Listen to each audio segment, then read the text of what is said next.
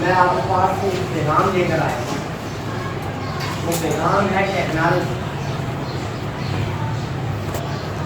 जो लोग हुनरमंद लोग होते हैं उन लोगों की पूरी दुनिया में कदर। सबसे पहले तो आप जब आपकी एक क्लास मुकम्मल हो तो आप साइंस, बायोलॉजी, केमिस्ट्री, फिजिक्स इस ग्रुप में आप दाखिला लें। मैट्रिक इसमें करें, साइंस से करें, बायोलॉजी, केमिस्ट्री, फिजिक्स में।